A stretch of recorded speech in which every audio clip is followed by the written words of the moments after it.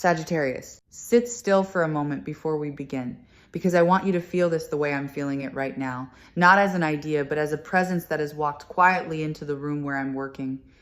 There is someone I can sense the instant I turn my attention toward you, someone whose signal is not loud but persistent, like a single note held under everything else. You know exactly who they are. You knew before I said a word. That small tightening in your chest as you started listening, that involuntary flicker of a face you weren't planning to think about today, that is the whole reading right there. Arriving before I've even described it. So let me describe it anyway, slowly, so you can watch it match what your own body already told you. The first thing that comes through is that this silence between you was never emptiness. That's the mistake most people make when someone stops reaching out. They read the quiet as a closed door, a final answer, a verdict delivered without words. But what I feel around this particular person is not a door that's shut. It's a breath that has been held for far too long. There is enormous pressure inside that stillness, the kind of pressure that builds precisely because nothing is being released. If this connection had truly ended, you would not still feel the weight of it the way you do. Endings are light once they're real. This is heavy, and heavy means unfinished. I want to correct something you've been telling yourself about why the communication stopped, because I don't think the story you've been carrying is the true one. You've probably built a version where you did something wrong, where you said too much or too little, where you were somehow the reason they slipped away. Set that down. What I'm sensing is a moment that got misread on both sides, a small collision of timing and mood that neither of you meant and neither of you knew how to fix afterward. It wasn't a rejection of you. It was a fumble in the dark. And then the awful human tendency to let a fumble harden into a habit, and the habit into a wall that neither of you actually wanted to build. Here is where it gets interesting. And here at Spiritual Light Tarot, I always try to give you the part that other readings leave out, the part underneath the obvious. This person has not spent the silence forgetting you. They have spent it circling you. In their quieter hours, in the moments right before sleep when the defenses come down, you are there. Not as a regret they filed away, but as an open loop their mind keeps returning to, replaying, editing, wishing they'd handled differently. You have been far more present in their inner world than their outer behavior would ever suggest. That gap between what someone shows and what someone carries is exactly where this whole situation lives. Let me tell you what they've been protecting, because it explains everything about why they haven't reached out first. There is a pride in this person that is really just fear wearing a costume. They convinced themselves that too much time had passed, that reaching out now would look strange, that you had surely moved on and would greet their message with cold politeness or worse, with nothing at all. Every day that pride told them it was too late made the next day feel even later. That's the trap they've been caught in, and it's a lonely one. They are not staying away because they stopped caring. They are staying away because they care so much that the possibility of your indifference terrifies them into stillness. Now feel this next part shift, because something has genuinely moved in the recent stretch of time. The pattern that held both of you in place has developed a crack. I don't know the exact shape of what caused it, but I feel the aftermath clearly, a loosening, a softening, a moment where this person let themselves admit what they'd been refusing to admit. Maybe something reminded them sharply of you. Maybe they reached a point of quiet honesty with themselves that they couldn't reach before. Whatever the trigger, the wall they built is no longer as solid as it was. There are gaps in it now. Light is getting through, and light always finds its way toward the thing it's been reaching for. You should know how they've been keeping tabs on you, because you may have felt it without being able to name it. It's rarely direct. It comes through the edges, a lingering on something connected to you, a question asked to a mutual thread of your life that was really a question about you underneath, a habit of noticing anything that carries your echo. There is a kind of watching that happens from a distance when someone isn't ready to step forward but can't bear to fully let go. That's what has been happening. You have been observed with tenderness from a place just out of your sight, and part of you has sensed the warmth of that gaze even without proof. But I don't want to spend this entire time on them, because the most important shift didn't happen in their world. It happened in yours. During this silence, you became someone new. You stopped waiting in the way you used to wait. You learned to fill your own hours, to steady your own breathing, to look at your reflection and recognize a person who could survive the loss of this connection and keep walking. That was not wasted time. That was the most important work you've done in a long while, and it changed the entire foundation on which any reunion would now stand. You are not the same person who felt abandoned. You are someone who found their own feet. That difference matters more than you realize, because it means the version of you this person is about to encounter again is not the one they left. They will feel it immediately the moment contact resumes. There is a new steadiness in you now, a quiet self-possession that wasn't fully formed before. And here's the beautiful irony of it. The thing the universe seems to arrange with a knowing smile. The very strength you built to live without them is the exact quality that will draw them back and hold their attention when they return. Wholeness is magnetic. The person who no longer desperately needs the connection is the person the connection comes home to. Let me describe the shape this reconnection is likely to take, because I know your imagination has been rehearsing dramatic scenes, and I want to gently redirect you. This is not going to arrive like thunder. It won't be a grand cinematic declaration on a rain-soaked street. What I feel is far softer and honestly far more real.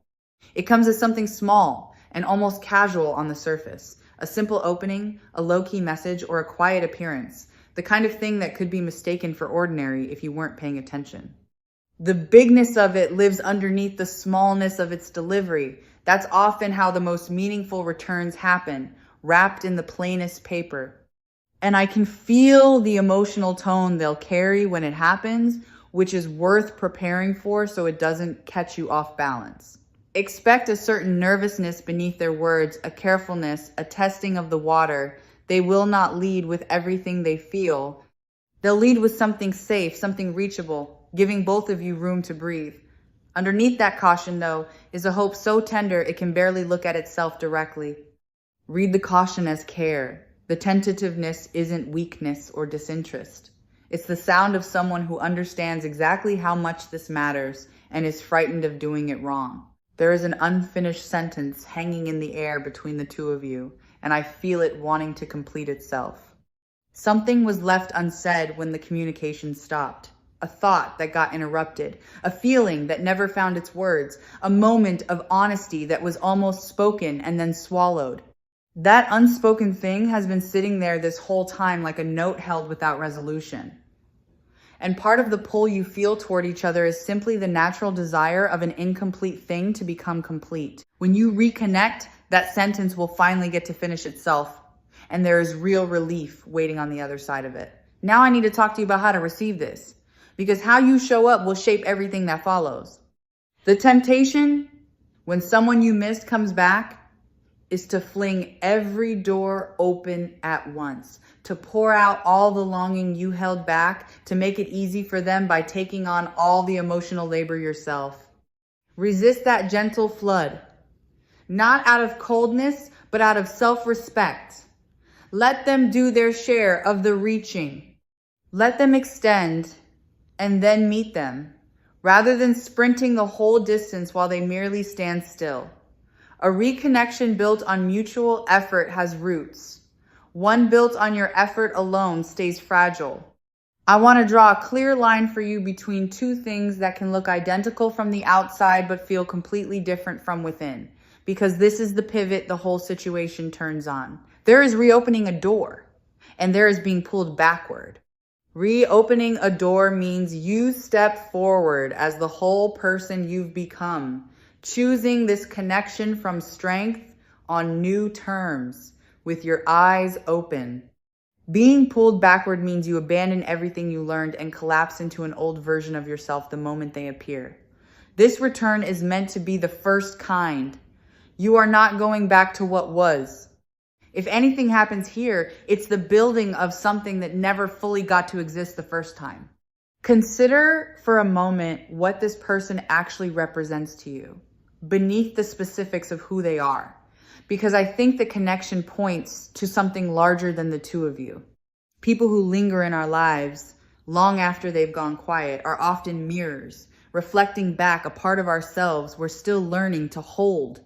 This person showed you a capacity for openness or for hope or for a kind of loving that you didn't know you had until they drew it out of you. Even in the silence, they've been teaching you that this capacity lives in you permanently now. It's yours to keep, whether or not they return. And knowing that is what finally frees you to want the reunion without needing it.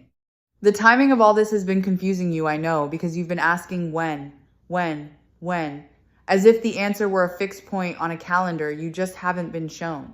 But that's not how this works, and it's not how it's ever worked. The timing isn't governed by clocks. It's governed by readiness, by the slow alignment of two inner worlds finally reaching the same page at the same moment. What I can tell you is that the readiness is arriving. Both of you have been ripening toward this without knowing the other was doing the same. And things that ripen at the same pace tend to meet at the same time. Let me name something about your own worthiness that I think you've been quietly doubting through all of this. Somewhere in the silence, a small voice in you started to wonder whether you were easy to leave, whether you were the kind of person people walk away from and don't come back to. I want to dismantle that lie completely. The very fact that this connection refuses to dissolve, that it keeps its grip across all this quiet, is proof of your significance in this person's life. You are not forgettable. You are not disposable. You are the one they couldn't fully release even while telling themselves they had. Let that settle into the place where the doubt used to live. There's a softness that's going to be required of you when the moment comes. And I don't mean weakness. I mean the strength that can afford to be gentle. When this person returns, they will likely arrive with some awkwardness, maybe some clumsy first words, possibly an approach that isn't as smooth as you might wish. Try not to punish them for the imperfection of the attempt. The fact that they're attempting at all against all the fear that kept them frozen is the real message. Grace in that first moment will open far more than perfection ever could. You can be discerning and warm at the same time. Those two things were never enemies. I feel a warmth building as this reading moves toward its center, and it's the warmth of something being restored rather than something being risked. So many reconnections carry a note of danger, a sense of playing with fire, of reopening a wound. This one doesn't feel like that to me. This one feels like a homecoming. Like two people who wandered off in different directions, finally turning around and recognizing the same landmark. There is safety in what's approaching, not the false safety of nothing ever changing, but the deeper safety of two people who have both grown enough to hold something real without breaking it this time. Pay attention to your dreams and your quiet moments in the coming stretch, because that's where you'll feel the shift before it shows up in the outer world. Connections that are about to change often announce themselves first in the subtle realm, a sudden vivid dream of this person, an inexplicable pull to check for a message, a day where they cross your mind so persistently you can't shake it. These are not tricks of a lonely heart. They are the early tremors of a reconnection gathering itself. When you feel that unmistakable surge of them, don't dismiss it. Something on their end is stirring in the same instant, reaching across the same invisible distance toward you. I keep coming back to the quality of this person's caring, because I want you to trust it even before they prove it. What I sense is not casual. It's not the kind of interest that flickers and dies. There is a depth to how this person holds you internally that surprises even them. They may have tried to convince themselves it was less than it was, tried to file you under lessons learned and move past, but the feeling kept refusing to shrink to the size they assigned it. That refusal is your evidence. Feelings that stay large across long silences are feelings with roots that go all the way down. Understand that when they come back, they'll be carrying a version of you in their mind that they've been living with for a while. And part of the beauty of the reunion is watching them meet the real you and find you even better than the memory. The person they've been missing is a slightly frozen image, a snapshot from the moment things went quiet. The person they'll actually encounter has grown, deepened, become more fully herself. That discovery, that pleasant shock of finding you more rather than less, is going to move them in ways they won't have anticipated. You will exceed your own memory. That's a rare and powerful thing. Let yourself feel a little excited now, not anxious, but genuinely warmed by the possibility, because the energy you carry into this reconnection matters enormously. If you approach it braced for disappointment, you'll broadcast a wariness that makes the whole thing harder for both of you. But if you can hold a quiet, open readiness, a sense of welcome without desperation, you become the kind of presence that's easy to return to. Your inner state is not a passive thing here. It's an active ingredient. The peace you cultivate now becomes the atmosphere they step into. And people always feel that atmosphere before they consciously register anything else. I want to speak to the part of you that's afraid to hope, because I know it's there, and I know it's been burned before by expecting too much. That protective part learned its lesson in a real experience, and I honor it. But protection that never lets you hope again isn't protecting you, it's just quietly shrinking your life. There's a way to stay open without being naive, to let this possibility in while keeping your feet on the ground. You don't have to choose between armor and foolishness. You can hope wisely. You can want this while staying whole. That middle path is exactly where the healthiest version of this reconnection lives. Something I trust about what's approaching is that it isn't asking you to unlearn a single thing you gained in the silence. A reconnection that requires you to become smaller, to forget your growth, to pretend you never found your own strength would not be worth having. But that's not what this is. What's coming actually needs the new you, the steadier you, the you who knows her own worth. The growth wasn't preparation for being alone forever. It was preparation for showing up differently in exactly this kind of moment. Everything you built is about to become useful in the most beautiful way. There's a forgiveness that may want to move through you as this unfolds, and I mention it not as an obligation, but as a relief that's available to you. Somewhere you may be holding a small stone of resentment about the way things went quiet, a residue of hurt about being the one left waiting. You don't have to force yourself past that. But you may find, when the reconnection begins, that the resentment simply loosens its grip on its own, dissolved by the understanding that they were struggling in the silence just as you were. Forgiveness here isn't something you'll have to manufacture. It's something that arrives naturally once you see the full picture. And it's one of the gentlest gifts this whole situation is bringing you. I want you to notice how you feel right now compared to how you felt when you started listening, because that shift is meaningful. Whatever heaviness you carried in has, I hope, begun to lighten. That lightening is not just my words landing. It's your own inner knowing, recognizing truth and relaxing in response to it. Something in you trusts what I'm describing because something in you has felt it coming all along. You've had a quiet certainty underneath all your doubt, a stubborn sense that this wasn't really over. Honor that certainty. It's been more accurate than your fear this entire time. The families of energy around reconnections like this one tend to move in waves. And I want you to be patient with the rhythm rather than demanding a single decisive event. It may not all resolve in one perfect conversation. It might come in stages. A first tentative contact, then a pause, then a deepening, then another pause, then a genuine opening. Don't read the pauses as failure. They're part of how two careful hearts rebuild trust, testing each step before putting their full weight on it. The pauses aren't them losing interest. They're both of you making sure the ground can hold what you're about to place on it. For those of you who found your way to this reading feeling like the connection you're thinking about is smaller or less certain than what I'm describing, I want to reassure you that the same principles apply at every scale.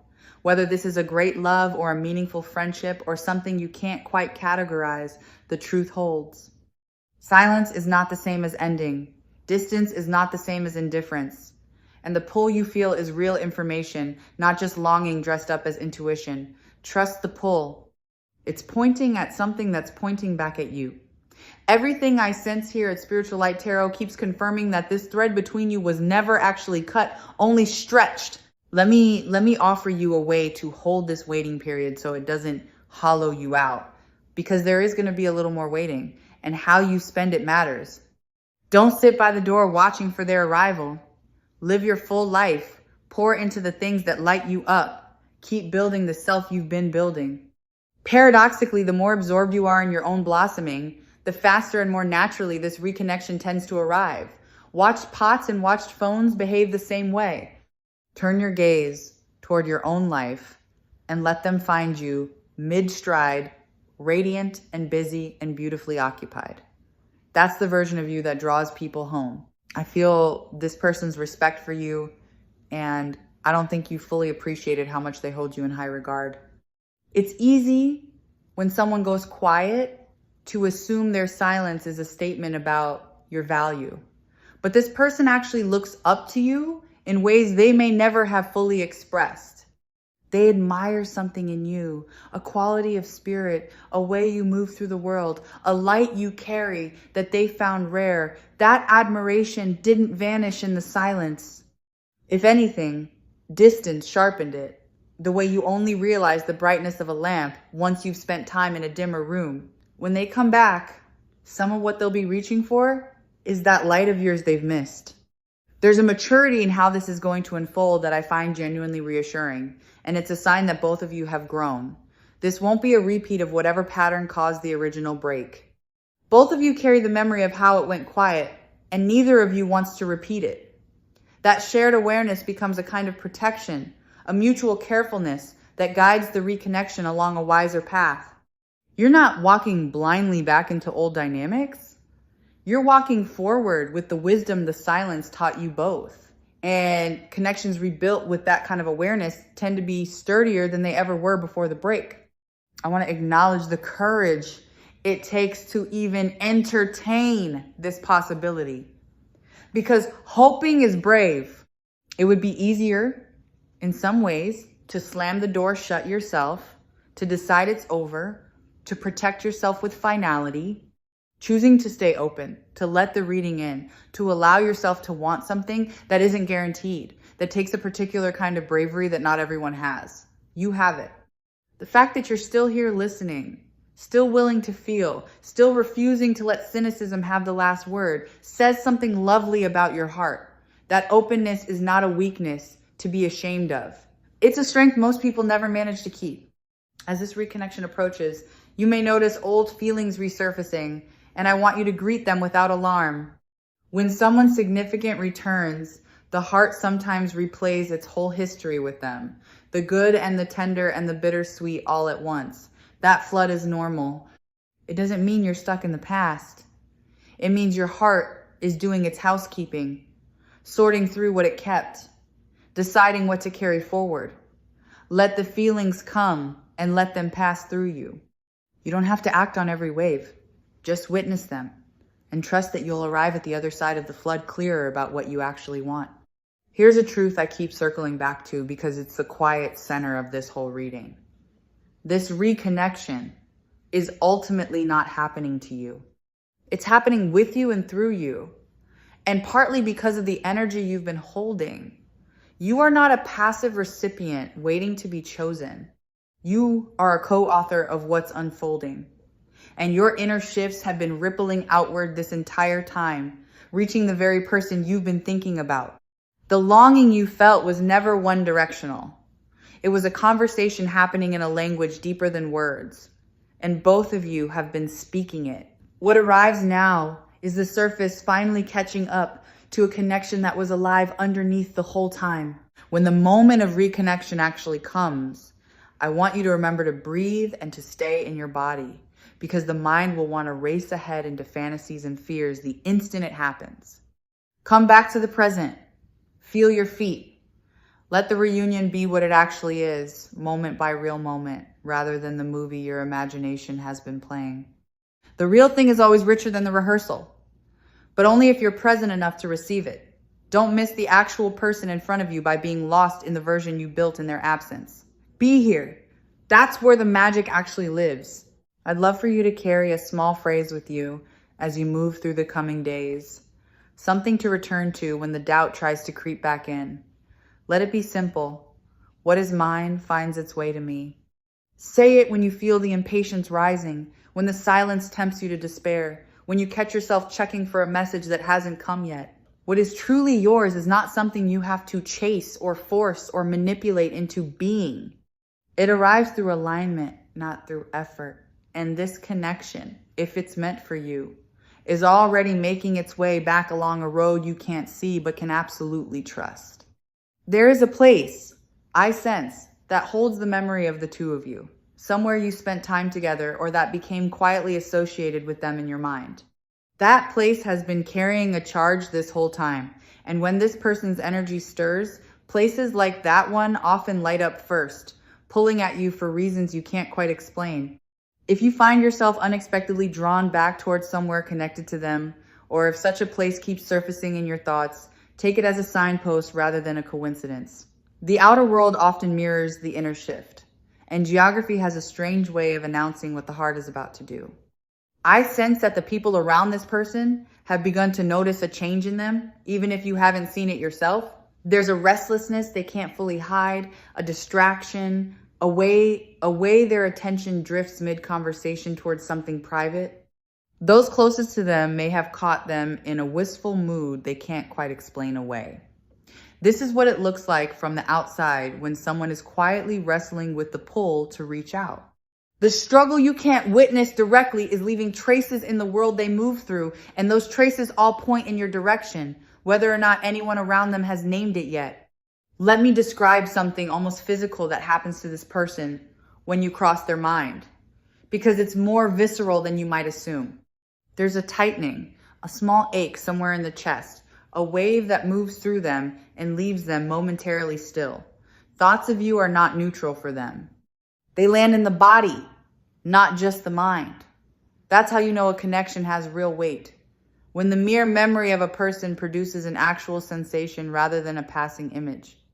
You have been living in their nervous system this whole time, not just their memory.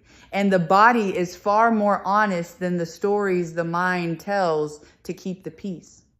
I want to tell you about the messages that were written and never sent, because I feel there have been several. This person has begun to reach out to you more than once in the privacy of their own thoughts, has composed words, has come right up to the edge of pressing send, and then pulled back at the last moment. Those unsent messages are not nothing. They are rehearsals. Each one brings them closer to the version they'll finally have the courage to actually deliver.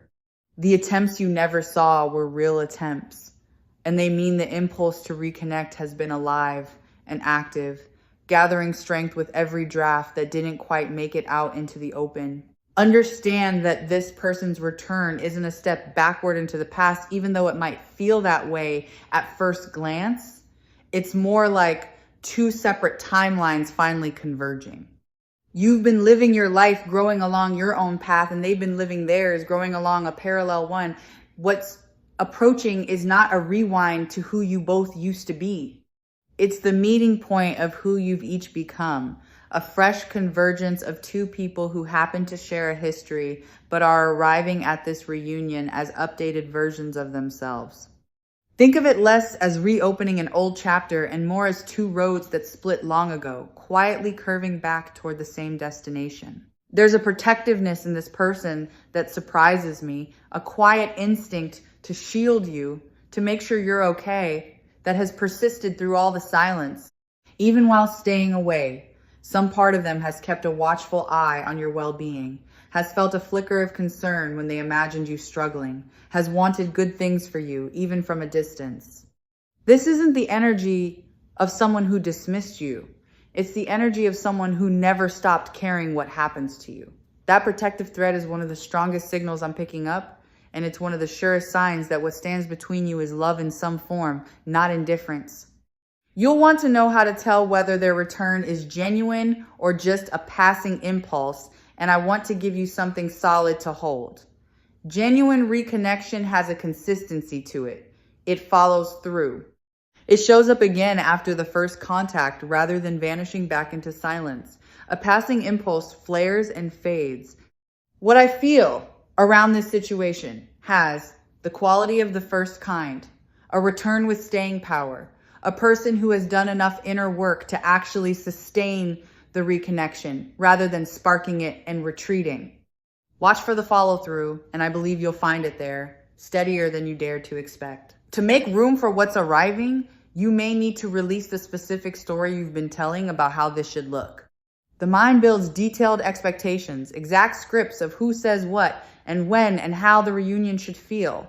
Those scripts, however comforting, can actually get in the way because reality rarely matches the rehearsal.